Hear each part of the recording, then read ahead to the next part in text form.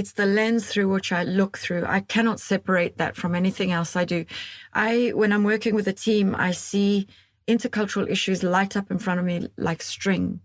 And it's fascinating. If we have a team that is predominantly one worldview and some of the other worldviews are in a minority and also maybe less lively or less, dominant disc styles, they would tend to be marginalized.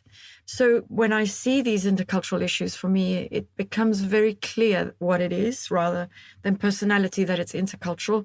And it gives them an opportunity to talk about these.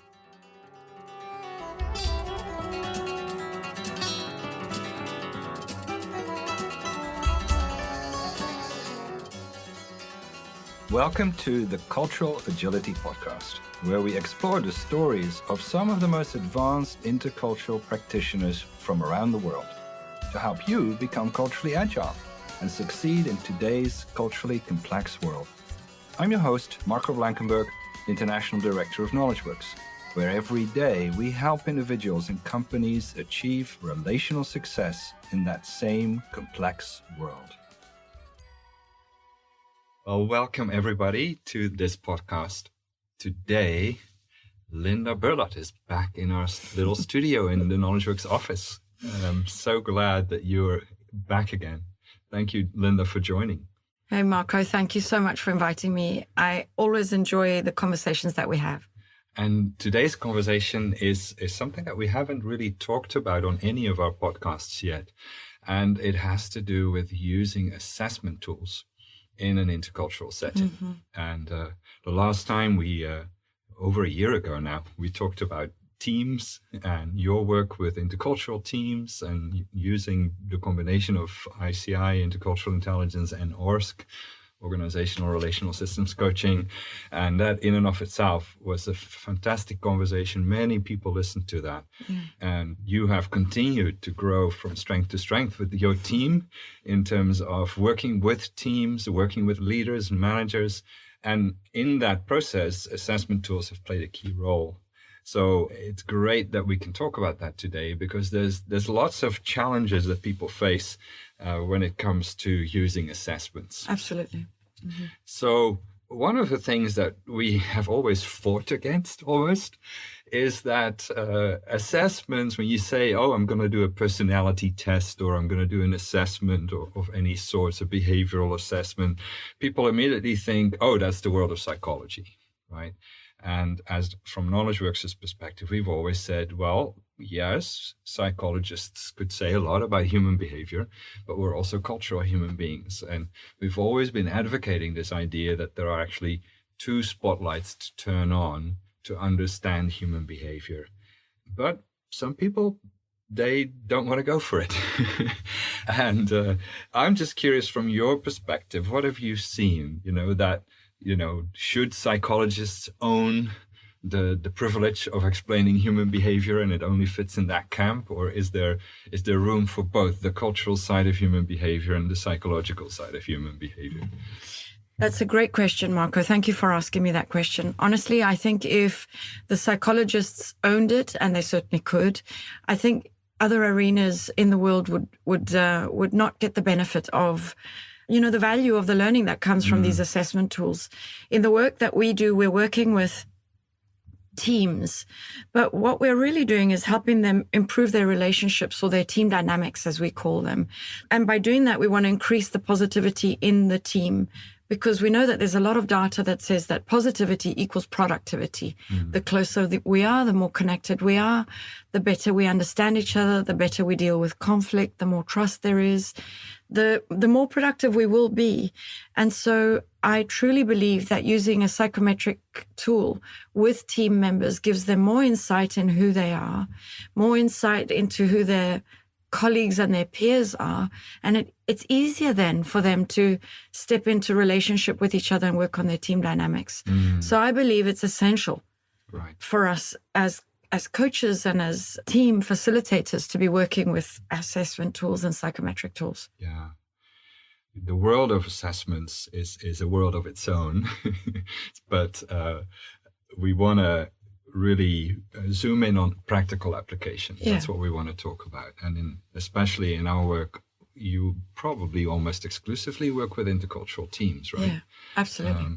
So how did you start?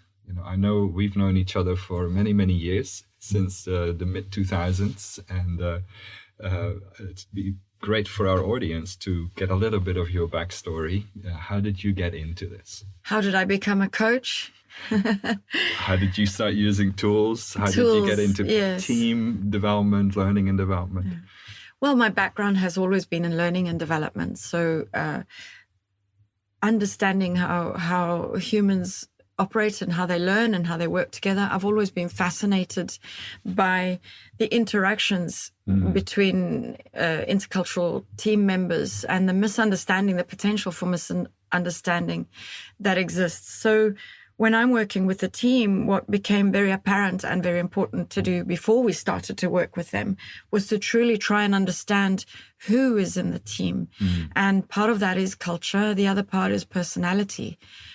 So prior to us engaging on the team coaching journey, we spent quite considerable amount of time understanding who they are. And that is in the form of assessments, either face-to-face assessments where I ask questions and we're assessing the dynamics between them, but also using psychometric tools so we can understand who the personalities are, and a team-centered tool to understand the culture that currently exists in the team.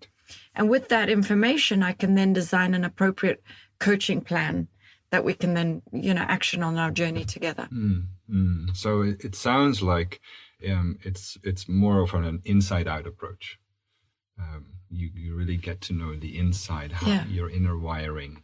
Absolutely. And then you use that for self-discovery, reflection, but then also to do that at a team level or even larger. And we'll talk about that at an organizational absolutely. level. Well, if you want to be in right relationship with someone else, it's important, first of all, to be in right relationship with yourself and your many aspects of self. And to do that, it requires us to be introspective and know who we are. I think the better we know who we are, the better we're able to be in relationship with other people. Yeah. Living and working in the international world, I still remember there was one situation where I won't name the country, but HR director of the company we were working with, we told him we have successfully used assessment tools across the emerging market economies. And he said, no, forget about that. That will never work in this country. And we proved him wrong in the end, but people have said, well, these tools, they're all Western tools. So you shouldn't use those outside the Western world. What would you say to that? Because you obviously are not in that camp. Yeah. Well, I live and work here. I live in the UAE. I work across the region. I'm using these tools with every team that I work with, and all the teams are intercultural because of the nature of where we live. I would say actually that many of the tools are more from a Western perspective. And so there is always a need to explain the tools, explain the language when you are using those tools. But there are certain tools that I use that I am almost addicted to because they're simple, they're clean, they've been tested across cultures, and they honor all the three world views. I truly believe that in a multicultural team or an intercultural team, there is so much complexity that's happening, right? So my preference is always to use tools which are simpler, the language is easy to understand, maybe it's been translated, and that the context is clear also to understand. Then the team can enjoy the results together. You raise a very interesting point. Forgive me for going into a little bit of a rabbit trail here, but some people say, well, I want the tool that describes the human being in the most comprehensive way. And other people say what you said. I need a tool that people can really understand in the moment and really unpack and incorporate in the way they grow together as individuals and together as a team. Yeah. So this whole idea of the tool needs to measure everything about me, or the tool needs to have enough substance, enough depth so that I can grow as an individual and as a team. So you use the word simple as a simpler tool, not simplistic. No. So tell me a little bit more about that, because I think that's an important distinction. Yeah, I agree. I think there's so much complexity in the intercultural teams we're working with, right? From language, different languages that we speak. And so when we are listening or reading something, we perceive it differently, based on where we come from and our education, the way that we speak to each other, our personality determines how we hear. So all of that is complex. I think the tools, if they give you enough information, one of the gifts is to create a conversation with the team and to ask them, how true is this? How relevant is it? How does it play out in your team environment? And how do you move from what that may show to creating agreements that you guys can honor in your, what you call in your third cultural space, right? So for me, the conversation is also extremely important that the team members have around this, or even the individual, actually, because it's in the conversation that we create awareness and ownership. Yeah, so it sounds like it's a delicate balance. Yeah. You want to have sort of a tool that really illuminates, and that's valuable. Yeah. At the same time, if you bring too much complexity into an already complex situation, people get lost in it, right? Do you know, Marco, I've several times been called in to work with a team where they had administered a psychometric tool, maybe at an individual level or at a team level, but the sentences were phrased in a way that was confusing to the intercultural team. The context was not clear, and so it created a lot of upset and resentment and confusion, actually. And I remember on one occasion I had to go in with him because I was trained in that tool. We redid the tool, but I had to sit, and every time they answered a question, I had to explain what the question meant, question by question by question. Right. Yeah. So it almost sounds like even the tools are designed by cultural human beings. Yes. so yes. And it's reflected in the way the questions are designed, the way the feedback is articulated in the report, etc. So there are probably, we talked about that earlier, this idea, these are Western tools. Yeah. So learning to navigate that seems to be important, like the example you just gave, right? Yes. So in our intercultural framework, we talk about tools that might be more innocence guilt oriented, where you're assuming that the person completing the questions is purely looking for the right answer. Yes. Versus somebody who might be looking for the honorable answer. Yeah. How will I be giving an answer that myself, my colleagues, my boss will perceive as honorable? That's right. Or where it might be about hierarchy and positional power and your role within the organization. And that's the main thing in my head as I'm answering those questions. Absolutely. So that influences both how I perceive the flow of the questions, the way they're articulated, the way I'm going to answer them, what motivates me in terms of how I answer. Have you seen situations where the tool itself, you gave already an example here, but where the tool itself sort of needs cultural agility from you as a facilitator or as a coach to do justice to the tool? Yes, I have two clear examples. One's just popped up now as you were speaking. One example is when the tool is a very valuable tool. I love the tool, but the competencies that they are measuring the leaders against are not culturally sensitive, I would say. So, for example, looking for transparency, right? So transparency in an honor-shame environment may not be the right thing to be looking for, depending on, maybe looking for being honorable, as you mentioned a moment ago, would be a better measure in that environment. But also an interesting thing that I have started to notice, unless I'm clearly speaking to that, is that people respond to the psychometric tool in terms of what it should be. So instead of who I am and how it is, what it should be. And there's a little bit of protectiveness there when someone is doing that.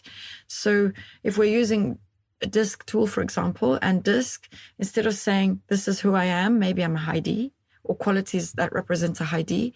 I will check the S qualities, for example, because I believe that that's the right thing to be, or the right behaviors to have in a group setting. Right. So that's super interesting.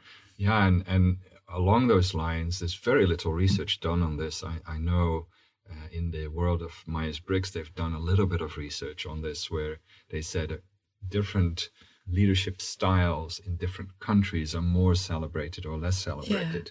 Yeah. And, and you probably have seen the same, where you go into a development journey with a group of managers or a group of leaders, and they will ask questions like, well, what's the best profile to have as a manager? As if it's aspirational. Yes. Yeah. So we have the application of tools. The tools were designed by a certain person or a group of people who have a certain cultural preference. So they design the tool in their image, in their cultural image. Then people like yourself, they take it into the intercultural space. You talked about that complexity. Could you just share a few examples? We talked about some of the challenges we face in that, but examples of how you've used tools with teams, for instance, or groups of managers or leaders. I have so many examples. Last year, I worked with a very large organization. It's an international organization based overseas, and they have a regional office here in the UAE. The leadership team, or the executive team, is a multicultural team, as are all of the employees. And I started working with the executive leadership team, and we used DISC. I'm a real fan of DISC because of all the reasons we were just speaking about. For me, DISC is a very powerful tool. It's validated. It takes culture into consideration. The language is clean and clear to understand, as is the context. So I like that. The reporting that comes out is also beautiful because it encourages a coaching conversation. Mm-hmm. And I'm a fan of both the individual report that the executive gets, but also the team report, because it allows the conversation then to shift away from self to the team. So I worked with this organization, this executive leadership team. They were feisty and fun, and they got so much out of it. We assessed the team. We spent hours debriefing and unpacking the tools with the individuals themselves, the executives, and then we took them to a team level. And really, I had 2 sessions, 2 team workshops with them. They thought it was so powerful that they asked us to then roll it down to the next 2 levels in the organization. So we ran DISC throughout the organization. Of course, the department heads, when they went through the program, found it powerful too, and we were asked to then run it throughout the departments, or many of the departments. So all of a sudden you've got an entire organization using DISC as a common language to describe each other's behavior. It's light, it's fun, it's non-threatening, and it's a way that they can help each other be better at being in relationship with each other, to have better conflict, to raise topics, but also to communicate and approach each other. So it was very powerful. It was light, it was fun, and it's transformed their organization. Now, you make it sound like anybody could do that, right? Of course, being certified as an everything DISC practitioner, that's the version of DISC that we use with Wiley, which is a 3rd generation of DISC tools, with adaptive testing included, etc. But the fact that you are also an intercultural practitioner, you're very familiar with the Knowledge Works approach with the 3 colors of worldview and the 12 dimensions of culture. So that's almost like a second script that runs in your head as you're working with people. How does that make a difference? So you're DISC certified, but you're also an intercultural practitioner. It's the lens through which I look through. I cannot separate that from anything else I do. When I'm working with a team, I see intercultural issues light up in front of me like string, and it's fascinating. And I use the language to reflect back in the team environment what I'm seeing. For example, I might have an Italian D in the room and a Japanese D in the room, and they're not relating to each other. in the same way, even though the qualities might be the same. They demonstrate it very differently. That would be an intercultural piece that I would then demonstrate between them. Or if we have a team that is predominantly one worldview, and some of the other worldviews are in a minority, and also maybe less lively or less, dominant disc styles, they would tend to be marginalized because they have different values around communication and in the interpersonal space.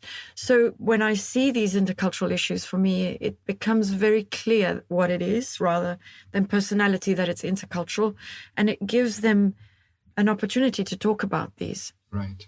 So it's not just that you bring it in, but it actually starts to shape how you facilitate. Yes, absolutely. Yeah? Absolutely. That's fascinating. So what does that look like? Because a lot of these psychometric tools, you get trained on them, and you get trained on a certain way of facilitating, debriefing. What you're now saying is that you sometimes throw that in the bin. You flow with the cultural diversity and how culture manifests itself in the room. Can you say a little bit more about that?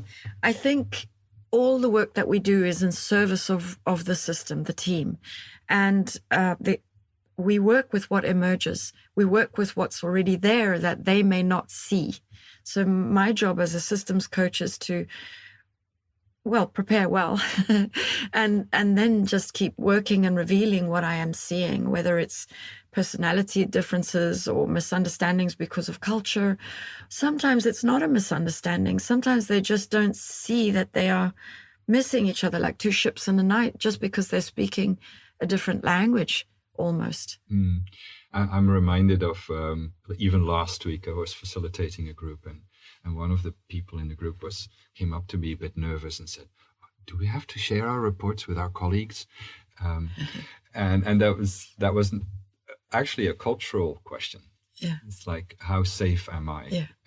So how do you create that? It's fun, but it's also quite revealing. Yeah. It's deep. It could be confrontational. But how do you create a safe space where eventually people might, hopefully, the majority will start sharing with each other, learning from each other, having fun with it. How do you create that safe space? What you're speaking to is very important. And I think one of my biggest failures was overstepping that piece.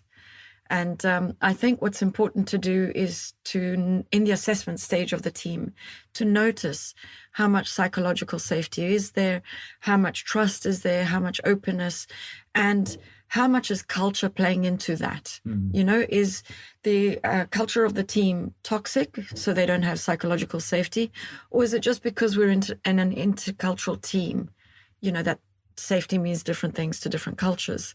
So that's important to know. And some of the techniques might be to, first of all, educate the leader, because depending on what worldview they want openness and let's talk about everything. And so there might be some education there that's needed.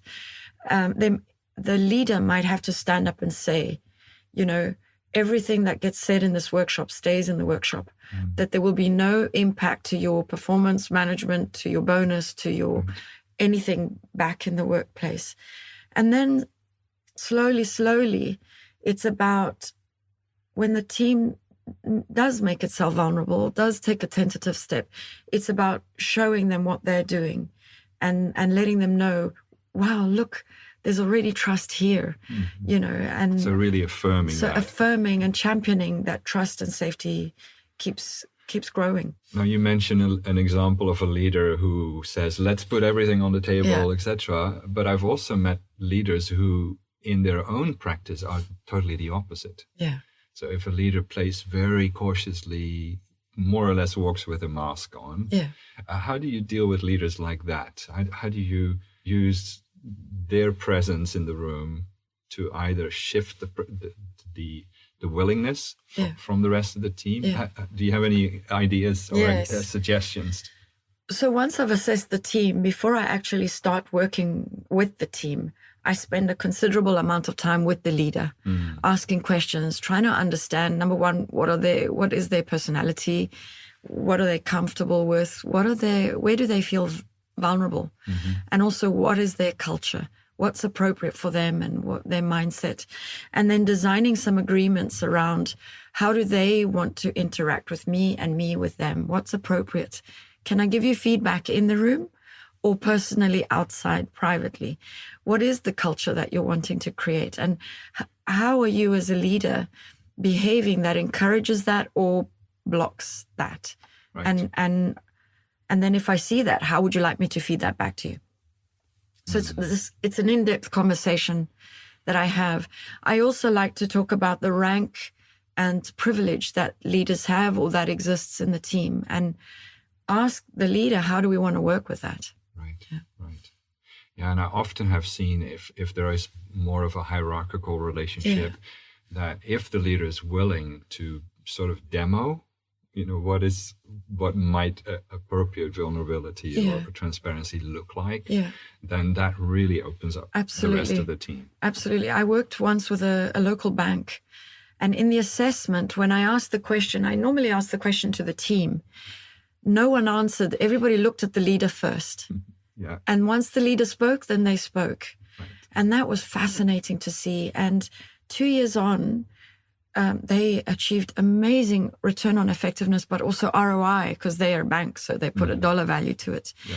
They became open, transparent with each other, able to have conflict in a very open and respectful way and to listen to each other and not to be afraid, not to stay away from each other and be afraid of speaking at an inappropriate time or something like that.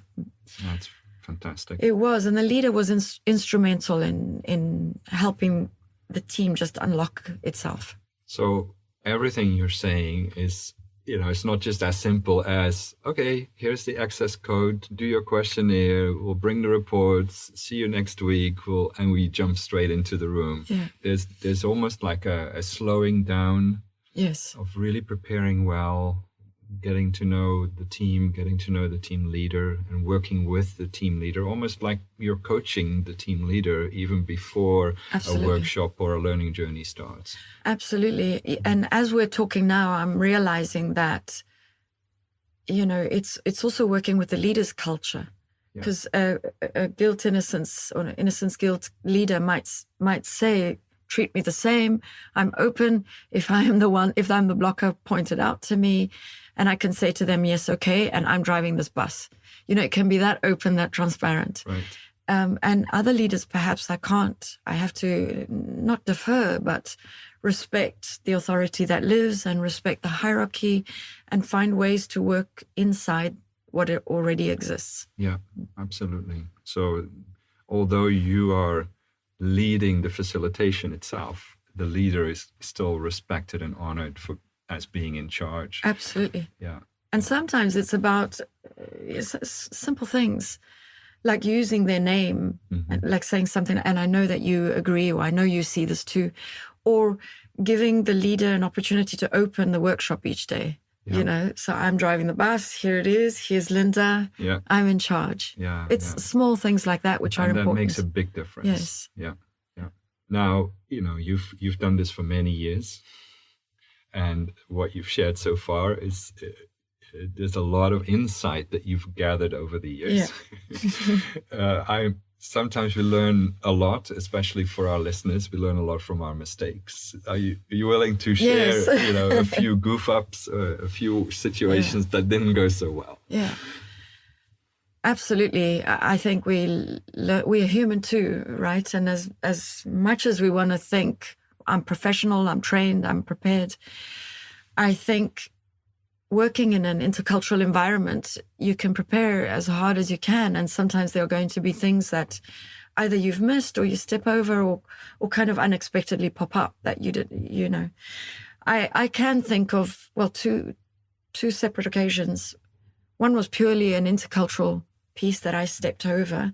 And I was working with a team, and I said something that dishonored or was perceived as dishonorable by one of the team members.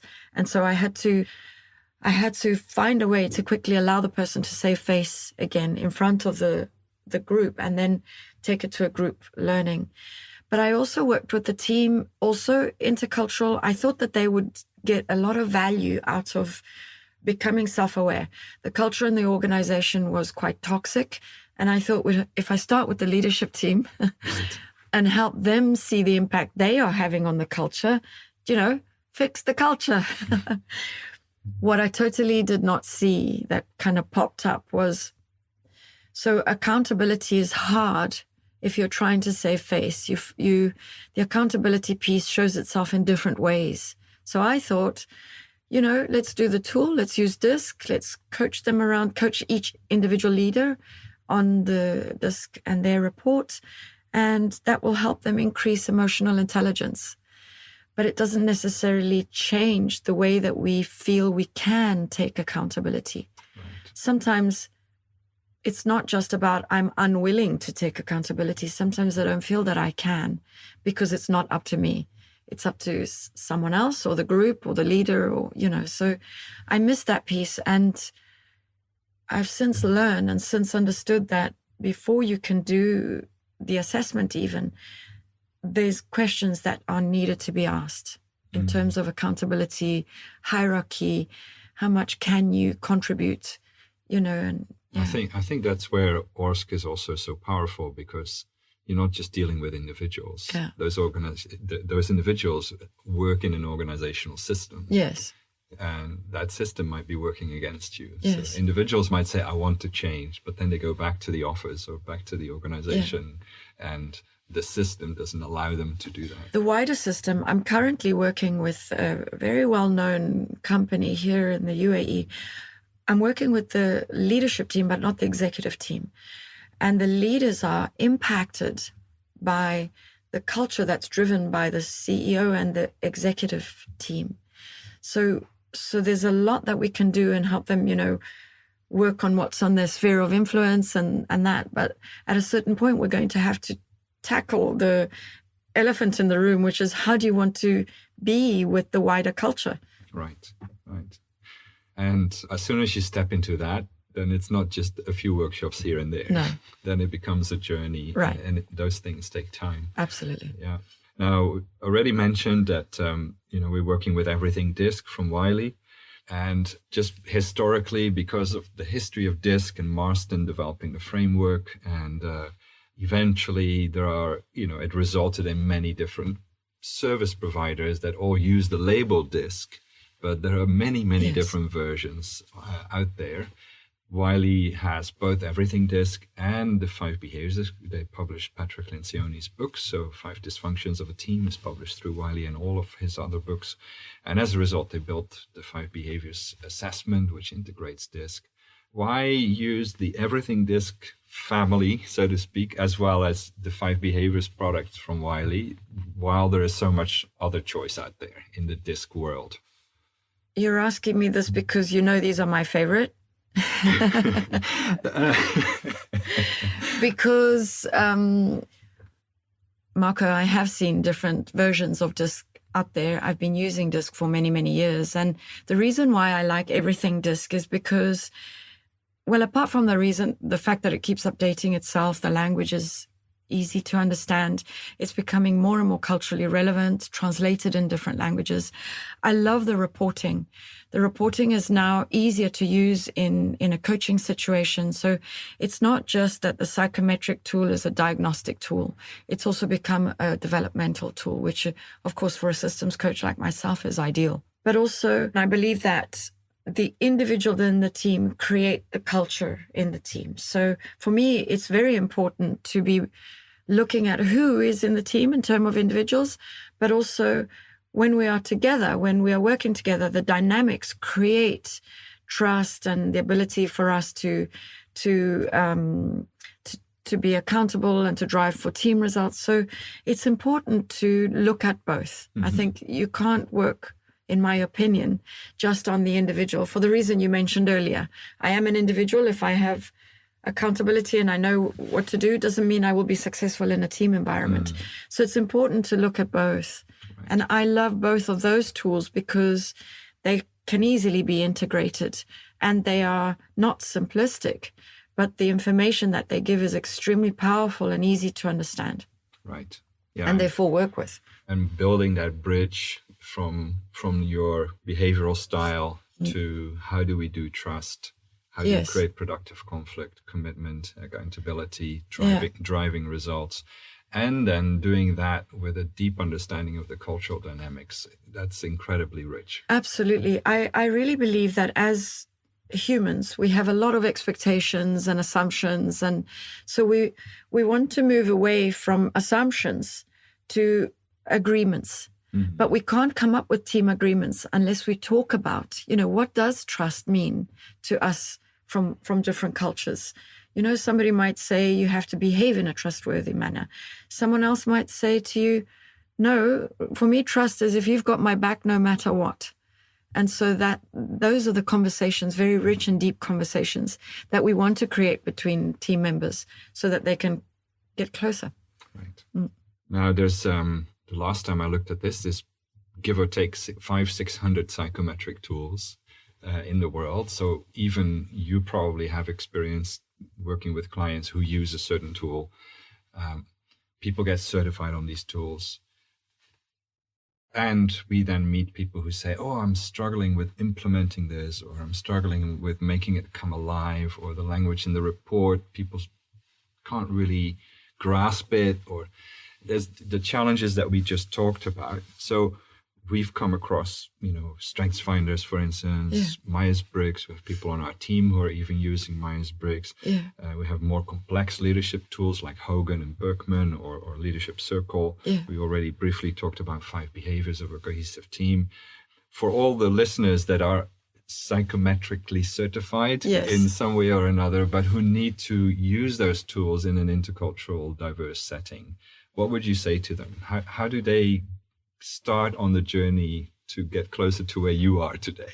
Having both those spotlights really clear, the cultural side, the psychometric side is clearly in front of you. You said it lights up like a string, you said earlier on. How do you advise people to get to that point?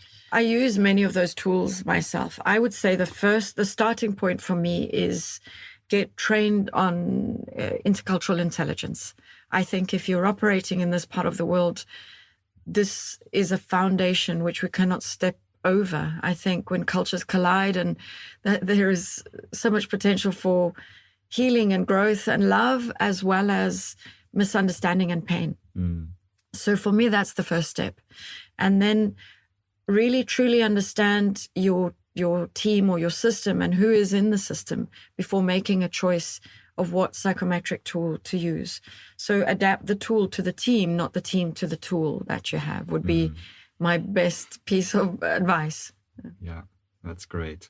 Yeah, and for our listeners, you will find information about the intercultural intelligence certifications in the notes, as well as contact information for Linda. There's so many more things we could talk about. You've been doing this for at least 15 plus years. And you could tell many stories, but I would love for us to close up with one more story where you've seen how it really transformed not just individuals, but also teams and the organization as a whole. I recently started working with a small university, and the mother university is Western, but there is a branch here in the UAE. And also, I started with the leadership team, and we used DISC in this case. I can't remember if we used the intercultural. I don't think we have yet. We used DISC. The leadership team just loved it. By the end of the first stage of the journey, which was the assessment, the coaching, the individual coaching, and the first team DISC workshop, the team leader said, "Wow, I feel like for the very first time we are a team." And that was so moving. It was almost like all these lights, they started to see each other and past the frustrations that they had been having. And that triggered the desire to run that throughout the organization. So in around September last year, we were asked, please coach another almost 100 people by the 15th of December. So we did that, and it's extremely powerful what's changed. not least of all, so we've created a more in-depth understanding of who the individuals are and who we're working with. But not least of all, it's given them an understanding of, wow, so this is who we are as individuals and as a culture. And this is how we are different to mothership, if you will. The mothership is wanting to, just carbon copy in the UAE, and they've started to see that can't work. So now we're doing that piece of work. So that opens up a whole other conversation, yes. Which sometimes gets political as well. Yes, absolutely. Yeah. Well, it's fascinating. Always wonderful to listen to you and the wealth of experience you have. So thank you for joining us again and talk about this important subject. And for our listeners, as I mentioned, we'll always share information to connect with our hosts and our guests. So you'll find that information if you want to connect with Linda and her team. Linda has a company called Berlot Group, and we partner extensively with Linda and her team. So it's find the information in the notes and connect with her or connect with our team, and we'll put you in contact with her. So thank you so much for doing this and for sharing your story today.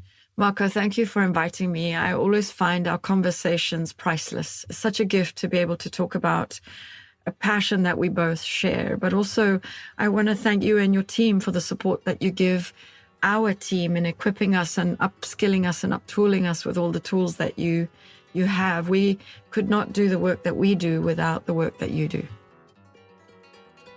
Thank you so much for joining us for this episode of the Cultural Agility Podcast.